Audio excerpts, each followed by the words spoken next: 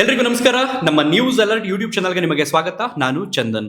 ಧರ್ಮಸ್ಥಳದ ಅರಣ್ಯ ಪ್ರದೇಶದಲ್ಲಿ ನಾನು ಕೆಲಸ ಮಾಡ್ತಿದ್ದಂತ ಸಂದರ್ಭದಲ್ಲೇ ನೂರಾರು ಶವಗಳನ್ನ ಹೂತಿಟ್ಟಿದ್ದೀನಿ ಎಂಬ ಹೇಳಿಕೆ ಕೊಟ್ಟಂತ ಸಾಕ್ಷಿದಾರನ ಪ್ರಕರಣಕ್ಕೆ ಸಂಬಂಧಪಟ್ಟಂತೆ 2ನೇ ದಿನದ ವಿಶೇಷ ತನಿಖಾ ತಂಡದ ತನಿಖೆ ಈಗ ಅಂತ್ಯವಾಗಿದೆ. ಬೆಳಗ್ಗೆ 11 ಗಂಟೆಯಿಂದ ಸಾಯಂಕಾಲ 6 ಗಂಟೆ 15 ನಿಮಿಷದ ತನಕ ಏನೇನೆಲ್ಲ ಆಯ್ತು ಅನ್ನುವಂತ ಅಪ್ಡೇಟ್ ಅನ್ನ ನಾನು ನಿಮಗೆ ಕೊಡ್ತೀನಿ. ಮೂಳೆ ಸಿಕ್ಲಿಲ್ವಾ, ಎಷ್ಟು ಗುಂಡಿ ತೆಗೆದ್ರು, ಎಷ್ಟು ಗುಂಡಿ ಇನ್ನು ಪೆಂಡಿಂಗ್ ಇದೆ, ಎಲ್ಲವನ್ನು ಕೂಡ ವಿವರವಾಗಿ ನಾನು ನಿಮಗೆ ಎಕ್ಸ್ಪ್ಲೇನ್ ಮಾಡ್ತೀನಿ. ದಯವಿಟ್ಟು ಸಾಧ್ಯವಾದ್ರೆ ಕೊನೆ ತನಕ ವಿಡಿಯೋವನ್ನ ನೋಡಿ. ಮೊದಲಿಗೆ ಪ್ರಕರಣಕ್ಕೆ ಸಂಬಂಧಪಟ್ಟಾಗೆ ಪ್ರಕರಣ ಏನು ಅನ್ನುವಂಥದ್ದನ್ನ ಅರ್ಥ ಮಾಡಿಸಲೇಬೇಕು, ಕಾರಣ ಹೊಸ ವೀಕ್ಷಕರು ಕೂಡ ನೋಡ್ತಾ ಇರ್ತಾರೆ.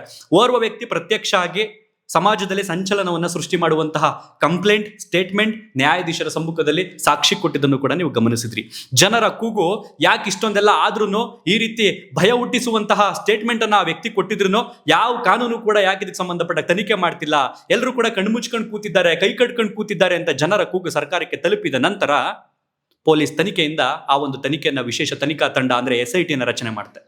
SIT ರಚನೆ ಮಾಡಿದ ನಂತರ ಒಂದಷ್ಟು ಅಧಿಕಾರಿಗಳ ಮೇಲೆ ವಿಶ್ವಾಸ ಬರುತ್ತೆ ಈ ಒಂದು ಪ್ರಕರಣಕ್ಕೆ ಸಂಬಂಧಪಟ್ಟಂತೆ. ಆ ಅಧಿಕಾರಿಗಳು ಸಾಕ್ಷಿದಾರ ಅಥವಾ ಅನಾಮಿಕ ಅಥವಾ ಭೀಮ ಎನ್ನುವಂತಹ ಆ ವ್ಯಕ್ತಿಯನ್ನ ಶನಿವಾರ ಹಾಗೇನೆ ಭಾನುವಾರ ಕದ್ರಿಯ ಆ ಬಂಗ್ಲೆಗೆ ಕರೆಸ್ಕೊಂಡು, ಅಂತಂದ್ರೆ ತನಿಖಾಧಿಕಾರಿಗಳ ಕೊಠಡಿ ಏನಿದೆ ಅಲ್ಲಿ ಕರೆಸ್ಕೊಂಡು ಸತತ 15 ಗಂಟೆಗಳ ಕಾಲ ವಿಚಾರಣೆಯನ್ನ ನಡೆಸ್ತಾರೆ. ವಿಚಾರಣೆಯನ್ನ ನಡೆಸಿದ ನಂತರ ಓಕೆ, ಇವನ ಮಾತಿನಲ್ಲಿ ಏನೋ ನಿಜ ಇದೆ ಅಂತ ಅನಿಸಿದೆ, ಸರಿ ನಾವು ಫೀಲ್ಡ್ಗೆ ಇಳಿಬೇಕು ಅಂತ ಅನ್ಕೊಂಡು ನಿನ್ನೆ ಧರ್ಮಸ್ಥಳದ ನೇತ್ರಾವತಿ ಸ್ನಾನಘಟ್ಟದ ಪಕ್ಕದಲ್ಲಿರ್ತಕ್ಕಂಥ ಅರಣ್ಯ ಪ್ರದೇಶಕ್ಕೆ ಭೀಮನನ್ನ ಕರೆದುಕೊಂಡು ಒಂದಷ್ಟು ತಂಡದ ಜೊತೆ ಅಧಿಕಾರಿಗಳು ಭೇಟಿಯನ್ನ ಕೊಡ್ತಾರೆ.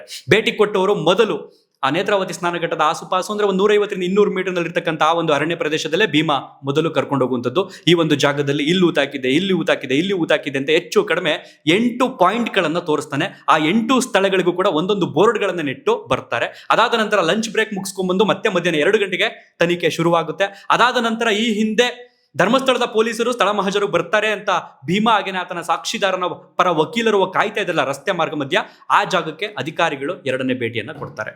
ಸೊ ಅಲ್ಲಿ 4 ಕಡೆ ಪಾಯಿಂಟ್ ಮಾಡ್ತಾರೆ. ಸೊ 8+4 12 ಜಾಗಗಳಲ್ಲಿ ಈತ ಹೇಳಿರ್ತಕ್ಕಂಥ ಜಾಗಗಳಲ್ಲಿ ನಾಳೆ ಬಂದು ತೆಗಿಬೇಕು ಅಂತ ಅನ್ಕೊಂಡು ಪಾಯಿಂಟ್ ಮಾಡಿ ಬರ್ತಾರೆ.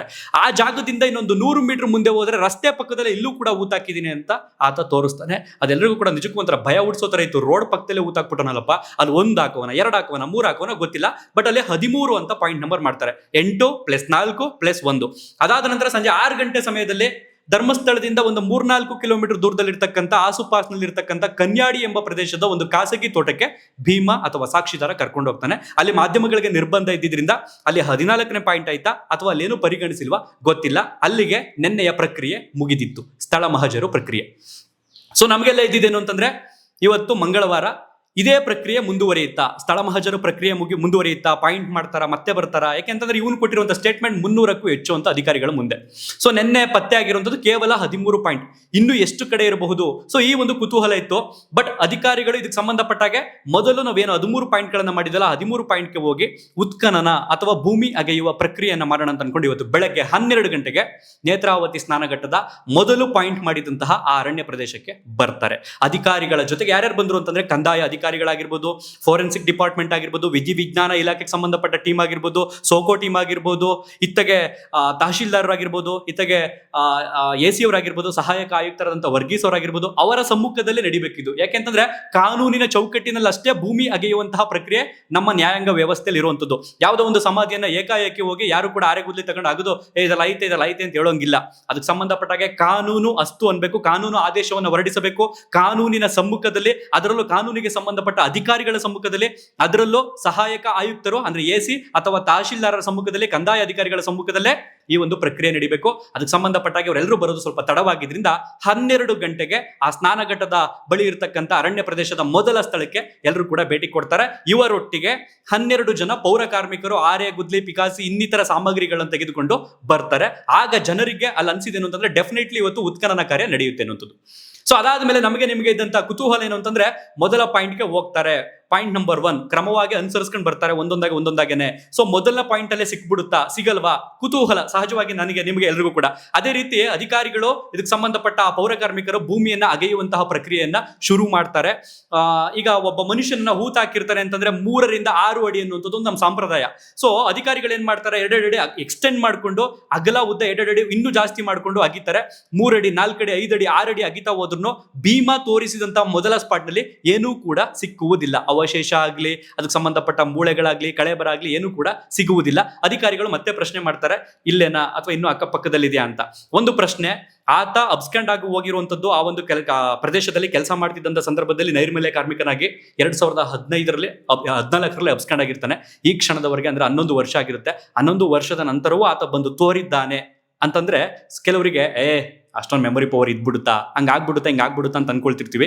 ಆದ್ರೆ ಈ ಒಂದು ಕೇಸ್ಗೆ ಪುಷ್ಟಿ ಕೊಟ್ಟಿದ್ದೇನು ಅಂತಂದ್ರೆ, ಆತ ಕಂಪ್ಲೇಂಟ್ ಕೊಡೋದಕ್ಕೂ ಮೊದಲು ಬಂದು ಒಂದು ತಲೆಬುರುಡೆ ತಂದಿದ್ನಲ್ಲ, ಇದು ನಾನೇ ಹೂತಾಕಿದ್ದು ಅಂತ, ಇನ್ನೂ ಇದ್ದಾವೆ ಈ ತರ ತುಂಬಾ ಅಂತ ಹೇಳಿದ್ನಲ್ಲ. ಹಾಗಾಗಿ ಕೇಸ್ನ ನಾವು ತುಂಬಾ ಗಂಭೀರವಾಗಿ ಪರಿಗಣಿಸಬೇಕಾಗುತ್ತೆ. ಸೊ ಅವ್ನು ಮೊದಲನೇ ಪಾಯಿಂಟ್ ನಲ್ಲಿ ಹೋಗಿ ತೋರಿಸಿದ ತಕ್ಷಣ, ಅಲ್ಲಿ ಅಗದಿದ ತಕ್ಷಣ ಏನೂ ಇಲ್ಲ ಅನ್ನೋ ಕಾರಣಕ್ಕೆ ಭೀಮ ಹೇಳ್ತಾ ಇರೋದು ಸುಳ್ಳು ಅಂತಾನು ಕೂಡ ನಾವು ಹೇಳೋಕ್ಕಾಗಲ್ಲ. ಸೊ ಅಧಿಕಾರಿಗಳು ಏನ್ ಮಾಡ್ತಾರೆ, ಆತನನ್ನ ಮತ್ತೆ ವಿಶ್ವಾಸಕ್ಕೆ ತಗೊಳ್ಳೇಬೇಕು.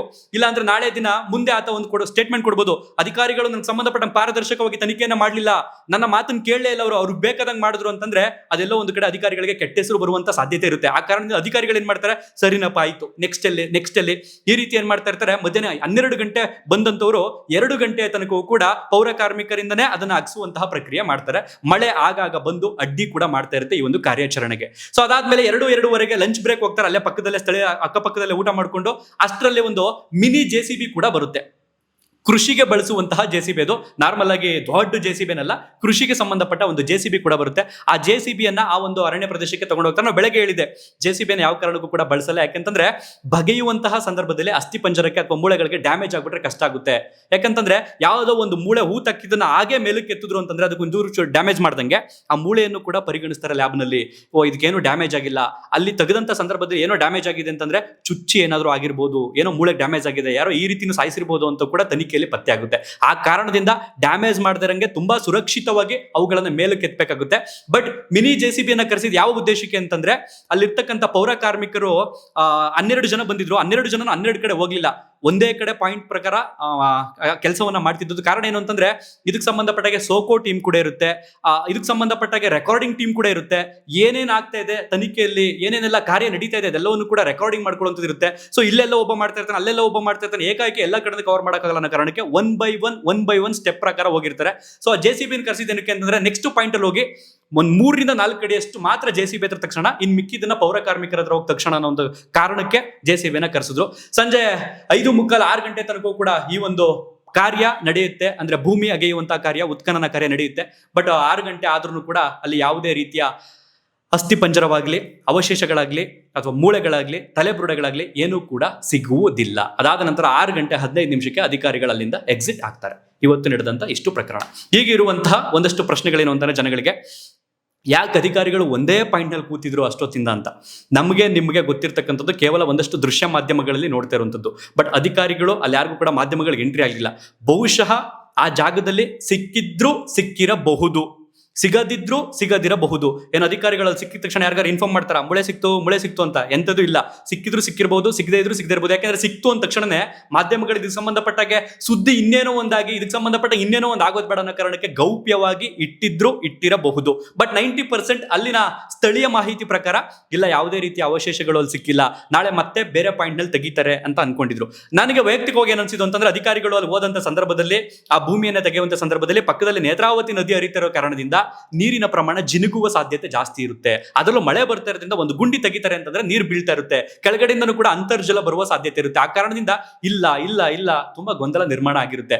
ಪೊಲೀಸರು ಹಂಗೂ ಭೀಮನ್ನ ವಿಶ್ವಾಸಕ್ಕೆ ತೆಗೆದುಕೊಂಡು, ಎಲ್ಲಪ್ಪ ಹಿಂಗ್ ಹೇಳ್ದೆ ಎಲ್ಲಾ ಪ್ರಶ್ನೆಗಳು ಕೂಡ ನಡೆದಿದ್ದಾವೆ. ಅದಾದ ನಂತರ ನನಗನ್ಸಿದ್ದೇನು ಅಂತಂದ್ರೆ, ಪಾಯಿಂಟ್ ನಂಬರ್ 13 ಇತ್ತಲ್ಲ, ರಸ್ತೆ ಪಕ್ಕದಲ್ಲೇ ಅಲ್ಲಿ 50 ಮೀಟರ್ ಟೇಪ್ ಅನ್ನ ಹಾಕ್ತಾರೆ ನೆನ್ನೆ ಸಂಜೆ ಪೊಲೀಸರು. ಆ ಒಂದು ಜಾಗದಲ್ಲೇ ಫಸ್ಟ್ ಮಾಡಿದಿದ್ರೆ ಬಹುಶಃ ಏನಾದ್ರು ಸಿಕ್ತಿತ್ತೇನೋ. ಯಾಕಂತಂದ್ರೆ ಅಲ್ಲಿ ನೀರು ಜಿನುಗುವ ಸಾಧ್ಯತೆ ಕಡಿಮೆ ಇತ್ತು, ರಸ್ತೆ ಪಕ್ಕ ಆಗಿದ್ರಿಂದ ಬಹುಶಃ ಬೇಗ ಆಗ್ತಿತ್ತೇನೋ ಇದಕ್ಕೆ ಸಂಬಂಧಪಟ್ಟಾಗೆ ಅಂತ ಅನ್ಕೊಂಡಿದ್ದೆ. ಒಟ್ಟಾರೆಯಾಗಿ ಇವತ್ತು 2 ಪ್ರದೇಶಗಳಲ್ಲಿ, ಅಂದ್ರೆ ಭೀಮ ಏನ್ ಪಾಯಿಂಟ್ ಮಾಡಿತ್ತಲ್ಲ, ಆ ಆಸುಪಾಸಿನಲ್ಲೇ ಒಂದು 50 ಅಡಿ ಅಂತರದಲ್ಲೇ ಇವತ್ತು ಈ ಒಂದು ಉತ್ಖನನ ಕಾರ್ಯ ನಡೆದಿರ್ತಕ್ಕಂಥದ್ದು. ಸೊ ಹಾಗಾಗಿ 90% ಅಲ್ಲಿ ಏನೂ ಸಿಕ್ಕಿರಲ್ಲ ಅನ್ನುವಂತ ಸಾಧ್ಯತೆ ಇದೆ. 10% ಸಿಕ್ಕಿರಬಹುದು. ಯಾಕಂದ್ರೆ ನಾನು ಹೇಳೋದಕ್ಕಾಗಲ್ಲ, ಅಧಿಕಾರಿಗಳನ್ನ ಗೌಪ್ಯತೆಯನ್ನ ಕಾಪಾಡ್ಬೋದು. ಯಾರೋ ಸಣ್ಣ ಪುಟ್ಟ ಪೊಲೀಸರು ಮಾಡ್ತಿರ್ತಕ್ಕಂಥ ತನಿಖೆ ಎಲ್ಲ ವಿಶೇಷ ತನಿಖಾ ತಂಡ ಮಾಡ್ತಿರೋದ್ರಿಂದ ಯಾಮಾರ್ಸು ಮಾಡ್ಬೋದು. ಯಾಮಾರ್ಸಿ ಮೀನ್ಸ್ ಇನ್ನೇನೋ ನೆಗೆಟಿವ್ ಆಗಲ್ಲ, ಪಾಸಿಟಿವ್ ಆಗಿ, ಇಲ್ಲ ಇದನ್ನ ಇಷ್ಟು ಬೇಗ ನಾವು ಸುದ್ದಿಯನ್ನ ಆಚೆ ಕೊಟ್ಟು ಇದಕ್ಕೆ ಸಂಬಂಧಪಟ್ಟಾಗೆ ಗೊಂದಲಗಳನ್ನ ಸೃಷ್ಟಿ ಮಾಡಿಸೋದು ಬಿಟ್ಟು ಇದಕ್ಕೆ ಸಂಬಂಧಪಟ್ಟಾಗ ನೀಟಾಗಿ ತನಿಖೆ ಮಾಡೋಣ ಅಂತ ಮಾಡ್ತಿರಬಹುದು, ಗೊತ್ತಿಲ್ಲ. ನನ್ನ ಅನಿಸಿಕೆ. ಸೊ ನಾಳೆ ಏನಾಗ್ಬೋದು ಹಾಗಾದ್ರೆ, 3ನೇ 4ನೇ ಪಾಯಿಂಟ್ ಅಲ್ಲೇ ಬರ್ತಾರಾ? ಓಕೆ, 5ನೇ ಪಾಯಿಂಟ್ ಅಲ್ಲೇ ಬರ್ತಾರಾ? ಆ ಒಂದು ಜಾಗದಲ್ಲಿ 8 ಪಾಯಿಂಟ್ಗಳನ್ನ ಭೀಮ ಸಿದ್ಧಪಡಿಸಿರುವಂತದ್ದು ತೋರಿಸಿರುವಂತದ್ದು. ಆ 8 ಪಾಯಿಂಟ್ಗಳಲ್ಲೂ ಸಿಗ್ಲಿಲ್ವಾ, ಓಕೆ ಪಕ್ಕಕ್ಕೆ ಇಡ್ತಾರೆ. ಇನ್ನು 4 ಪಾಯಿಂಟ್ ತೋರ್ಸೋಲ್ಲ, ಅಲ್ಲಿಗೂ ಬರ್ತಾರೆ.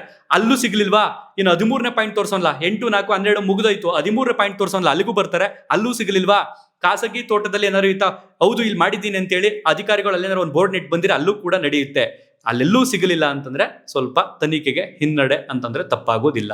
ಯಾಕಂದ್ರೆ ಅಧಿಕಾರಿಗಳು ಫಸ್ಟ್ ಕೇಳ್ತಾರೆ, ನೋಡಪ್ಪ ನೀನು ಅತಿ ಹೆಚ್ಚು ಒಂದೇ ಜಾಗದಲ್ಲಿ ಊತ ಹಾಕಿರ್ತೀಯ ಅಂತ ತೋರಿಸಿರ್ತೀಯ, 8 ಅಂತ ಹೇಳಿದ್ಯಾ, 8ರ ಒಂದೇ ಒಂದು ಕಡೆನೂ ಸಿಗ್ತಲ್ವಲ್ಲ, ಇನ್ನು ಹೇಗೆ ನೀನು ನಂಬೋದು? ಸೊ ಆಗೇನಾಗುತ್ತೆ, ಕಾನೂನಿಗೆ ಸಂಬಂಧಪಟ್ಟಾಗೆ ಭೀಮನಿಗೆ ಶಿಕ್ಷೆ ಆಗುತ್ತೆ ಅಥವಾ ಸಾಕ್ಷಿದಾರನಿಗೆ ಶಿಕ್ಷೆ ಆಗುತ್ತೆ. ಒಟ್ಟಾರೆಯಾಗಿ ಇನ್ನೂ ನಂಬಿಕೆ ಇದೆ. ಆತ ತಲೆಬುರುಡೆ ತಕೊಂಡು ಬಂದು ಒಂದಷ್ಟು ಅಸ್ಥಿಪಂಜರಗಳನ್ನ ತೆಗೆದುಕೊಂಡು ಬಂದು ಮಾಡಿದ್ದೀನಿ ತಂದಿದ್ದೀನಿ ಅಂತ ಬಂದು ಹೇಳಿರ್ತಾನೆ. ನ್ಯಾಯಾಧೀಶರ ಸಮ್ಮುಖದಲ್ಲಿ ಹೋಗಿ 164 ಪ್ರಕಾರ ಸೆಕ್ಷನ್ ಪ್ರಕಾರ ಸ್ಟೇಟ್ಮೆಂಟ್ ಅನ್ನು ಕೂಡ ಕೊಟ್ಟಿರ್ತಾನೆ. CRPC ಸೆಕ್ಷನ್ ಪ್ರಕಾರ ನ್ಯಾಯಾಧೀಶರು ಅವನಿಗೆ ಮನವರಿಕೆ ಮಾಡಿರ್ತಾರೆ, ನೋಡಪ್ಪ ನೀನು ಹೇಳ್ತಿರುವಂತದ್ದು ನಿಜನಾ, ಪ್ರಭಾವಕ್ಕೊಳಗಾಗಿದ್ಯಾ, ಪ್ರೇರಿತನಾಗಿದ್ಯಾ, ಯಾರಾದ್ರೂ ಎದುರಿಸಿದಾರಾ, ಯಾರಾದ್ರೂ ಬೆದರಿಸಿದಾರಾ, ಇದರಿಂದ ಷಡ್ಯಂತ್ರ ಇದೆಯಾ, ನಾಳೆ ದಿನ ನೀನು ಹೇಳ್ತಾ ಇರೋದೇನಾದ್ರು ಹಿಂದೇಟ್ ಆಯ್ತು ಅಂತಂದ್ರೆ, ನಾಳೆ ದಿನ ನೀನು ಹೇಳ್ತಾ ಇರೋದೇನಾದ್ರು ಸುಳ್ಳಾಯ್ತು ಅಂತಂದ್ರೆ ಇದಕ್ಕೆ ಸಂಬಂಧಪಟ್ಟ ನಿನಗೆ ಶಿಕ್ಷೆ ಇರುತ್ತೆ. ಎಲ್ಲವನ್ನು ಕೂಡ ಆತನಿಗೆ ತಿಳಿಸಿರ್ತಾರೆ. ಅದೆಲ್ಲವನ್ನು ಕೂಡ ಅವನು ಒಪ್ಕೊಂಡು ಬಂದು ನಿಂತಿದ್ದಾನೆ ಅಂತಂದ್ರೆ ಬಹುಶಃ ಇರುತ್ತೆ. ಅದನ್ನ ಸಾಧ್ಯವಾದಷ್ಟು ತಾಳ್ಮೆಯಿಂದ ನೀವು ಕಾಯೋಣ ಅಂತ ಹೇಳ್ತಾ ಇದ್ದೀನಿ. ಇದಿಷ್ಟು ಇವತ್ತು ನಡೆದಂತಹ ಬೆಳವಣಿಗೆ ಧರ್ಮಸ್ಥಳದ ನೇತ್ರಾವತಿ ಸ್ನಾನಘಟ್ಟದ ಅರಣ್ಯ ಪ್ರದೇಶದಲ್ಲಿ. ಒಟ್ಟಿನಲ್ಲಿ ನಾಳೆ ಮತ್ತೆ ಇದೇ ಜಾಗದಲ್ಲಿ ಮುಂದುವರಿಸ್ತಾರ ಅಧಿಕಾರಿಗಳು, ಅಥವಾ ಈ ಮಳೆಯ ಪ್ರಮಾಣ ಜಾಸ್ತಿ ಆಗಿರೋದ್ರಿಂದ ನೀರು ಜಿನುಗುವ ಸಾಧ್ಯತೆ ಇರೋದ್ರಿಂದ ಇಲ್ಲ 13ನೇ ಪಾಯಿಂಟ್ ಹೋಗೋಣ ಅಂತಂತಾರ, ಅಥವಾ ಇನ್ನೊಂದು ಪಕ್ಕದ ಕಾಡಿದೆ ಅಲ್ಲಿಗೆ ಹೋಗೋಣ ಅಂತಾರ, ಗೊತ್ತಿಲ್ಲ. ಇಷ್ಟು ಜಾಗದಲ್ಲಿ ಕೇವಲ 4ರಿಂದ 5 ಅಥವಾ ಬೇಡ 2ರಿಂದ 3 ಸಿಕ್ಬಿಟ್ರು, ಬೇಡ 1 ಸಿಕ್ಬಿಟ್ರು ಭೀಮನ ಹೇಳಿಕೆಗೆ ಭರವಸೆ ಬರುತ್ತೆ. ಅಧಿಕಾರಿಗಳಿಗೆ ಭೀಮನ ಮಾತಿನ ಮೇಲೆ ವಿಶ್ವಾಸ ಬರುತ್ತೆ. ಆತ ಎಲ್ಲಿ ಹೇಳ್ತಾನೆ ಅಲ್ಲೆಲ್ಲ ಕರ್ಕೊಂಡೋಗಿ ಅಗೆಯುವಂತಹ ಪ್ರಕ್ರಿಯೆ ಮತ್ತೆ ಮುಂದುವರಿಯುತ್ತೆ. ಅದಾದ ನಂತರ ಆ ಮೂಳೆ ಸಿಕ್ಕಂಥದ್ದನ್ನ ತುಂಬಾ ಸೂಕ್ಷ್ಮವಾಗಿ, ತುಂಬಾ ಗಂಭೀರವಾಗಿ ಅವನ್ನ ಪರಿಗಣಿಸ್ತಾರೆ, ತನಿಖೆ ಒಳಪಡಿಸ್ತಾರೆ. FSL ಆಗಿರ್ಬೋದು, ಫೊರೆನ್ಸಿಕ್ ಆಗಿರ್ಬೋದು, ತಲೆ ಕೂದಲು ಸಿಗುತ್ತಾ, ಮೆಟಲ್ ಸಿಗುತ್ತಾ, ಉಗುರು ಸಿಗುತ್ತಾ, ಏನ್ ಸಣ್ಣ ಮೂಳೆ ಸಿಗುತ್ತಾ, ಎಲ್ಲವನ್ನು ಕೂಡ ಪರಿಶೀಲಿಸಿ ಅದು ಗಂಡಿನದ ಹೆಣ್ಣಿನದ ಎಲ್ಲವನ್ನು ಕೂಡ ಲೆಕ್ಕಾಚಾರ ಹಾಕಿ, ಎಷ್ಟು ವಯಸ್ಸಿನಲ್ಲಿ ಈ ಸತ್ತಿರಬಹುದು, ಇವನ್ನ ಡೆಡ್ ಬಾಡಿನ ಊತ ಹಾಕಿರ್ಬೋದು, ಎಲ್ಲವನ್ನು ಕೂಡ ಗಮನಿಸಿ ಅದಾದ ನಂತರ ಅದಕ್ಕೆ ಸಂಬಂಧಪಟ್ಟಾಗೆ 1 ಸಿಗುತ್ತಾ, 2 ಸಿಗುತ್ತಾ, 3 ಸಿಗುತ್ತಾ, ಅದ್ರ ಮೇಲೆ ಡಿಪೆಂಡ್ ಮಾಡ್ಕೊಂಡು ಒಬ್ಬೊಬ್ಬ ಅಧಿಕಾರಿಗಳ ಇದಕ್ಕೆ ನಿಯೋಜನೆ ಮಾಡಿ, ನೋಡ್ರಿ ಈ ಕಾಲಘಟ್ಟದಲ್ಲಿ ಈ ಒಂದು ಡೆಡ್ ಬಾಡಿ ಅಥವಾ ಈ ಒಂದು ಮೂಳೆ ಸಿಕ್ಕಿರುವಂತದ್ದು, ಸತ್ತಿರುವಂತದ್ದು, ಆ ಕಾಲಘಟ್ಟದಲ್ಲಿ ಈ ಬೆಳ್ತಂಗಡಿ ಪೊಲೀಸ್ ಸ್ಟೇಷನ್ ವ್ಯಾಪ್ತಿ ಆಗಿರ್ಬೋದು. ಯಾಕಂದ್ರೆ ಧರ್ಮಸ್ಥಳದ ಪೊಲೀಸ್ ಸ್ಟೇಷನ್ ಆ ಕಾಲಘಟ್ಟದಲ್ಲಿ ಇರಲಿಲ್ಲ, 2015ರ ನಂತರ ಪೊಲೀಸ್ ಸ್ಟೇಷನ್ ಆಗಿರೋದಲ್ಲಿ. ಸೊ ಅಲ್ಲಿ ತನಕನೂ ಕೂಡ ಬೆಳ್ತಂಗಡಿ ಪೊಲೀಸ್ ಸ್ಟೇಷನ್ ನಲ್ಲೇ ಪ್ರಕರಣಗಳು ಹೋಗಿ ದಾಖಲಾಗಬೇಕಿತ್ತು. ಧರ್ಮಸ್ಥಳದಲ್ಲಿ ಏನಾದ್ರು ಆದ್ರೂ, ಆ ಸ್ನಾನಘಟ್ಟದಲ್ಲಿ ಯಾರು ಬಿದ್ದು ಸತ್ರು ಅಲ್ಲಿ ಹೋಗಿ ಪ್ರಕರಣ ದಾಖಲಾಗಬೇಕಿತ್ತು. ಆ ಕಾಲಘಟ್ಟದಲ್ಲಿ ಯಾರ್ಯಾರು ಮಿಸ್ಸಿಂಗ್ ಅಂತ ಕಂಪ್ಲೇಂಟ್ ಕೊಟ್ಟಿದ್ದಾರೆ, ಯಾರ್ಯಾರು ನಮ್ಮ ಮನೆಯವ್ರ ಹಿಂಗೆ ಕಾಣೆ ಆಗಿದ್ದಾರೆ ಅಂತ ಕಂಪ್ಲೇಂಟ್ ಕೊಟ್ಟಿದ್ದಾರೆ, ಹುಡುಗಿ ಕಡೆಯವರ, ಹುಡುಗನ ಕಡೆಯವರ ಎಲ್ಲಾನು ಕೂಡ ಹುಡುಕಿ ಅದಾದ್ಮೇಲೆ ಆ ಫ್ಯಾಮಿಲಿಯವ್ರನ್ನ ಕರೆಸಿ DNA ಮ್ಯಾಚ್ ಮಾಡಿ, DNA ಹೊಂದಾಣಿಕೆ ಆಯ್ತಾ ಮೂಳೆಗೂ ಅದಕ್ಕೂ, ಸೊ ಅವ್ರನ್ನ ಕೇಳಿ ಏನಾಗಿತ್ತು ಆ ಕಾಲಘಟ್ಟದಲ್ಲಿ ಅಂತ. ಅದಕ್ಕೆ ಸಂಬಂಧಪಟ್ಟಾಗ ಭೀಮ ಈಗ ಆರೋಪಿಗಳ ಹೆಸರನ್ನು ಕೂಡ ಹೇಳಿದ್ದಾನೆ, ಇವರೇ ಮಾಡಿಸಿರುವಂತದ್ದು ಅಂತ. ಸೊ ಆರೋಪಿಗಳಿಂದ ಮೇಲೆ ಮೇಲೆ ಮೇಲೆ ಮೇಲೆ ಹೋಗ್ತಾ ಹೋಗ್ತಾ ಹೋಗ್ತಾ ಒಂದಷ್ಟು ಜನ ಸಿಗ್ತಾರೆ. ಅವರೆಲ್ಲರನ್ನು ಕೂಡ ತನಿಖೆಗೆ ಒಳಪಡಿಸಲಾಗುತ್ತೆ. ಯಾವಾಗ ಮೂಳೆ ಸಿಕ್ಕಿ ಅದು ಲ್ಯಾಬ್ಗೆ ಹೋಗಿ ಗಂಡಿನದ್ದ ಹೆಣ್ಣಿನದ್ದ ಯಾವ ಟೈಮ್ನಲ್ಲಿ ಕಾಣೆ ಆಗಿದ್ರು, ಆ ಫ್ಯಾಮಿಲಿಯವ್ರು ಬಂದು ಕಂಪ್ಲೇಂಟ್ ಕೊಟ್ಟು ಹೌದು ನಮಗೂ ಕೂಡ ಇವ್ರ ಮೇಲೆ ಅನುಮಾನ ಬರ್ತಾ ಇದೆ ಅಂತ ಹೇಳಿಕೆ ಕೊಟ್ಟ ನಂತರ, ಅಲ್ಲಿ ತನಕ ನೀವೆಲ್ಲರೂ ಕೂಡ ನಿರೀಕ್ಷೆ ಮಾಡ್ತಾ ಇದ್ರಲ್ಲ, ಕೆಲವರು ಅರೆಸ್ಟ್ ಮಾಡ್ಬಿಡ್ತಾರೆ, ಹಂಗ್ ಮಾಡ್ಬಿಡ್ತಾರೆ, ಹಿಂಗ್ ಮಾಡ್ಬಿಡ್ತಾರೆ, ಅದೆಲ್ಲ ಸಿನಿಮಾದಲ್ಲಿ ಮಾತ್ರ, ರಿಯಾಲಿಟಿಲಿ ನಡೆಯಲ್ಲ. ರಿಯಾಲಿಟಿ ಇದೆ ಕಾನೂನಿನ ಪ್ರಕಾರ. ಓಕೆ, ಒಟ್ಟಲ್ಲಿ ನಿಮ್ಗೆ ಅರ್ಥ ಆಯ್ತು. ಇದಕ್ಕೆ ಸಂಬಂಧಪಟ್ಟಾಗಿ ವಿವರವಾಗಿ ಎಕ್ಸ್ಪ್ಲೇನ್ ಮಾಡಿದ್ದೀನಿ ಅಂತ ಅನ್ಕೊಳ್ತಾ ಈ ಒಂದು ವಿಡಿಯೋವನ್ನ ಮುಗಿಸ್ತಾ ಇದ್ದೀನಿ. ಬಹುಶಃ 14 ಪಾಯಿಂಟ್ಗಳಲ್ಲಿ ಎಲ್ಲೂ ಕೂಡ ಸಿಗ್ಲಿಲ್ಲ ಅಂತಂದ್ರೆ ಭೀಮನ ಮೇಲೆ ಭರವಸೆ ಎಲ್ರಿಗೂ ಕಡಿಮೆ ಆಗುತ್ತೆ, ಇನ್ಕ್ಲೂಡಿಂಗ್ ನನಗೂ ಸೇರಿದಾಗೆ. ಯಾಕಂತಂದ್ರೆ ಪ್ರೆಸೆಂಟ್ ನಡೀತಾ ಇರುವಂತದ್ದು ಪರ ವಿರೋಧದ ಚರ್ಚೆ, ಷಡ್ಯಂತ್ರ ಇರ್ಬೋದು, ಆ ದೇವಸ್ಥಾನದ ಹೆಸರನ್ನ ಹಾಳು ಮಾಡೋದಕ್ಕೆ ರೀತಿ ಪ್ರಯತ್ನ ಪಡ್ತಿರ್ಬೋದು ಅನ್ನುವಂಥ ಒಂದು ವರ್ಗ ಒಂದ್ ಕಡೆ ಆದ್ರೆ, ಮತ್ತೊಂದು ವರ್ಗ ಇಲ್ಲ ನಮಗೆ ನ್ಯಾಯ ಬೇಕು ಅನ್ನುವಂಥ ಒಂದು ವರ್ಗ. ಬಟ್ ನಮ್ದಿಲ್ಲಿ ಪರ ವಿರೋಧ ಯಾವುದೂ ಇಲ್ಲ, ಸತ್ಯಾಸತ್ಯತೆ ಆಚೆ ಬರಲಿ. ಆತ ಕೊಟ್ಟಿರುವಂಥ ಸ್ಟೇಟ್ಮೆಂಟ್ ಸಣ್ಣ ಪುಟ್ಟದಲ್ಲ, ತುಂಬಾ ಗಂಭೀರವಾದಂಥದ್ದು. ಅದನ್ನ ಸರ್ಕಾರ ತುಂಬಾ ಕ್ಷಿಪ್ರವಾಗಿ ಬೆಳವಣಿಗೆ ಮಾಡಿ ಅದನ್ನ ತನಿಖೆ ಮಾಡಿ ಅದಕ್ಕೆ ಸಂಬಂಧಪಟ್ಟ ಯಾರು ತಪ್ಪು ಮಾಡೋರೋ ಅವ್ರಿಗೆ ಶಿಕ್ಷೆ ಆಗಲಿ ಅನ್ನುವಂಥದ್ದು ಅಷ್ಟೇ ನಮ್ಮ ಉದ್ದೇಶ. ಅದನ್ನ ಬಿಟ್ಟು ಬೇರೆ ಏನೂ ಇಲ್ಲ. ಇದಿಷ್ಟು ಹೇಳ್ತಾ ಈ ಒಂದು ವಿಡಿಯೋನಲ್ಲಿ ಎಂಡ್ ಮಾಡ್ತೀನಿ. ನಿಮ್ಮ ಅನಿಸಿಕೆ ಅಭಿಪ್ರಾಯಗಳನ್ನ ಕಾಮೆಂಟ್ ಬಾಕ್ಸ್ ನಲ್ಲಿ ಬರೆದು ತಿಳಿಸಿ. ಧನ್ಯವಾದ. Thank you so much. ಶುಭ ದಿನ.